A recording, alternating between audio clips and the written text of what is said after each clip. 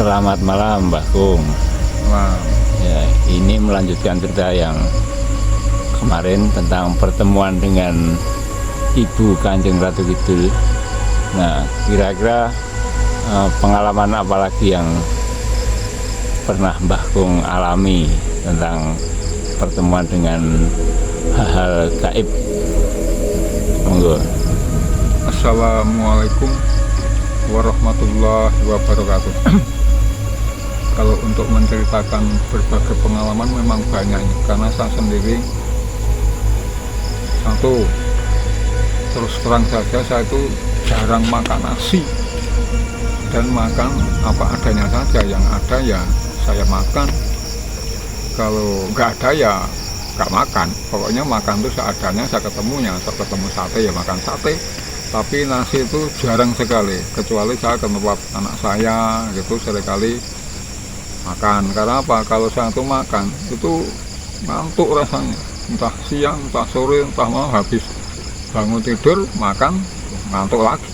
Jadi saya makan nasi itu udah lama sekali nggak seneng makan nasi lah. Ya makan kadangkala kalau di tempat-tempat orang, tapi kalau di rumah sendirian nggak pernah makan nasi, cuma minum. Kalau sampai sore baru makan cemilan-cemilan itu saja. Sudah kebiasaan seperti itu saya lakukan. Nah, di sini saya akan bercerita lagi tentang waktu pertemuan yang dinamakan orang itu. Saya tanya, tapi belum saya ceritakan ya. Itu namanya Gentono dan Gending. Itu kelihatannya jin atau apa itu, pokoknya ngomongnya namanya itu. Nah, tadi malam saja pernah itu ada saking juga depan saya itu bercerita. Ini sebelum masuk ke dalam inti saya cerita itu, depan rumah itu buka jendela katanya. Itu di tempat pohon mangga tempat saya itu katanya mereka banyak orang kok. Ada orang yang tertawa ngakak-ngakak atau seperti kuntilanak seperti itulah. Tapi orang-orang seperti itu sering menemui di situ. Seringkali ada seperti saya merokok, ditanya ternyata hilang. Tuh banyak cerita seperti itu, karena saya hidup sendiri ya tempatnya seringkali gelap, nggak mau terang. Saya listrik itu saya padamkan semuanya, yang hidup cuman ya di tempat saya untuk duduk-duduk istirahat di waktu malam itu. Seringkali lampu yang di halaman saja nggak pernah saya hidupkan. Ya begini ceritanya. Saya setelah ya ngantar anak, waktu itu ngantar istri, waktu pulang ya kerjanya ya serabutan lah. Saya dulu itu sering melukis, dapat duit, saya waktu dulu dapat juara melukis. Nah, di sini setelah itu saya kerja, saya istirahat di jam 1 siang. Habis luhur jam 12, keluar ya jam 1 lah, tepatnya kurang lebih seperti itu. Saya duduk suasana padahal terang benderang. Nah, ini yang kedua kali sama yang waktu seperti ya katakanlah yang orang berdandan seperti itu, Ibu Kanjeng Ratu Kidul seperti itu. Nah, ini seperti itu lagi keadaannya, cuman keadaannya. Jadi jam 1 siang itu berubah lagi menjadi remang-remang. Suasana itu enak, pokoknya enak lah daripada asli siang itu. Akhirnya saya keluar ke halaman waktu jam 1 kan terang benderang. Saya lihat mataharinya juga bersinar terang di situ, tapi rasanya tuh nggak menyengat panasnya. Ya, jadi kedatangan seperti itu. Akhirnya saya masuk ke dalam, duduk, tahu-tahu tuh ada bayangan hitam 2. Nah, dia cuman cerita, saya tuh juga nggak bisa apa-apa, ya tuh. Dia tuh berbicara, cuman nggak jelas, pokoknya wajahnya tuh nggak jelas, tapi bayangan realnya itu jelas kayak manusia utuh begini, tapi cuman nggak jelas waktu itu. Yang Samar-samar, cap katon, cap ora seperti itu. Itu saya terus dimintai, dia ngomong sama satu, manggil mas, buat saya sedikit banyak dikasih ilmunya. Saya nggak bicara apa-apa, saya tidak punya ilmu, tidak merasa saja itu berilmu itu tidak, saya nggak berani ngomong. Cuma dia terus ngomong lagi, pokoknya boleh nggak kalau saya sering main ke sini. Oh boleh, saya nggak, maaf tidak mengatakan boleh enggak, cuman saya mengangguk gini. Setelah itu dia langsung saya tanya, namamu siapa? Dia menjawab Gentono dan Gentini, berarti laki perempuan tah suami istri nggak tahu lah. Rumahmu di mana? Nunjuk. Waktu itu kan depan saya, depan desa itu ada jembatan yang masih agak sedikit angker gitu. Katanya dia dari situ, kalau ada apa-apa ngomong saja sama saya. Saya nggak ngomong apa-apa, ngangguk ya enggak, karena saya sudah punya kepercayaan bahwa Allah Somad, hanya kepada Allah lah tempat meminta segala sesuatu. Saya nggak terpengaruh minta apa-apa gini. Saya sudah diajar oleh bapak saya, pokoknya siapapun, malaikat pun kalau berbicara kamu minta apa kepada saya, jangan jawab, hanya Allah. Kalau bapak Dion orang Nasrani ya bapak di surga, God is in the himmel, dalam bahasa Belandanya seperti itu bapak ngomong. Jadi tetap meminta kepada Tuhan Allah semesta alam ini. Akhirnya dia terus menghilang. Begitu menghilang, itu suasana itu kembali siang, terang benderang, dan udaranya agak sedikit panas gitu.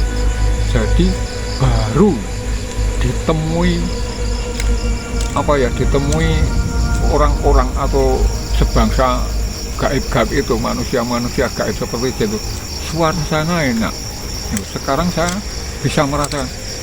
Jadi kalau didatangi jin gitu saja kok suasananya berubah menjadi enak, apalagi kita didatangi ya katakanlah malaikat. Umpama saya belum pernah didatangi malaikat, apalagi masuk ke alam ketuhanan, betapa enaknya ya bang, betapa enaknya. Itu memang yang sudah saya rasakan, betapa enaknya. Jadi baru didatangi roh-roh gaib itu saja, suasana itu menjadi sejuk dan enak.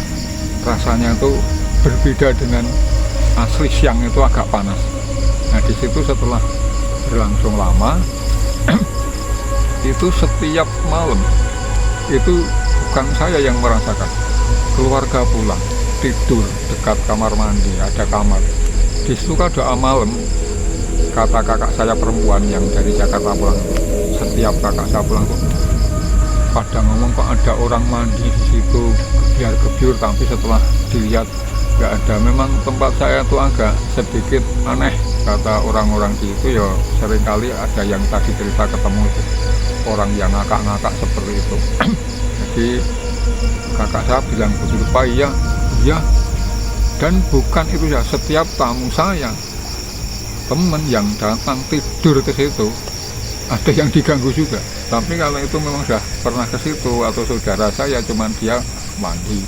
Dan ternyata waktu itu saya mencoba masuk kamar mandi, mau nyuci badan, mandi malam lah jam 12 tuh. Di situ ada kayak gulungan kayak rokok itu, tapi kayak apa ya, kayak plastik lentur gitu loh, elastis gitu, tapi baunya kok nggak enak, panas gitu. Apa ini ya? Mungkin saya waktu itu setelah beberapa hari kemudian, mungkin tuh rokok ada bekas-bekas disundut dan meninggalkan rokok di situ. Akhirnya setiap kakak saya pulang, ada kakak pulang, agak sedikit suasana tuh berbeda.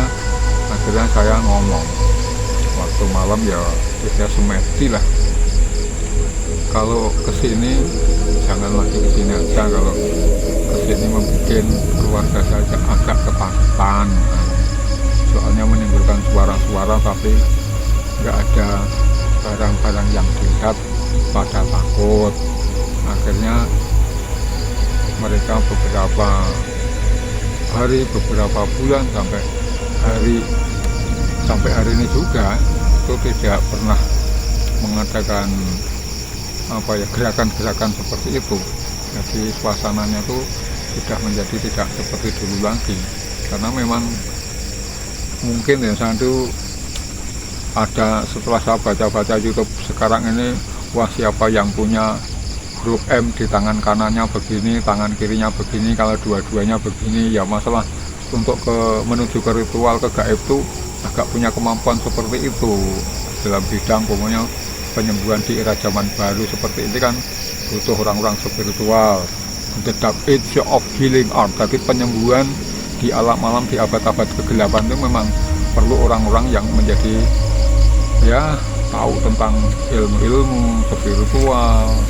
Itu memang kita perlu juga karena manusia itu terdiri dari dua dimensi saling berhubungan. Jadi kalau tidak dapat disembuhkan secara fisik, mesti disembuhkan secara spiritual. Nah, itu yang saya alami seperti itu. Ini mudah-mudahan semuanya nanti saya yakin punya pengalaman pribadi dalam kehidupannya. Itu yang saya alami seperti itu, dan sampai sekarang pun saya terus menjalankan ritual-ritual ya itu tadi, tidak pernah makan, tidur jarang, seperti itu saja. Jadi saya bukan untuk untuk ingin seperti ini seperti itu tidak, cuman saya minta ridho Allah supaya itu saya manusia bisa ya berguna bagi orang yang lain nyata. Karena di dalam hadis Nabi seringkali Nabi bersabda khairun nasi anfa'uhum linas, sebaik-baik manusia yang bermanfaat bagi orang lain. Tentunya bukan bagi orang lain saja, juga bagi diri saya sendiri. Jadi hidup kalau nggak ada manfaatnya ya juga percuma. Tapi alhamdulillah saya seringkali juga melakukan yang sedikit banyak lah, bisa membantu seseorang ya, hal-hal yang ringan saja, tidak yang berlebihan, tidak. Cuma itu saja yang kami sampaikan. Semoga pengalaman-pengalaman ini mungkin terjadi kepada saudara-saudara saya semua. Sekian, terima kasih. Assalamualaikum warahmatullahi wabarakatuh. Terima kasih atas cerita dan pengalamannya Mbah Gung.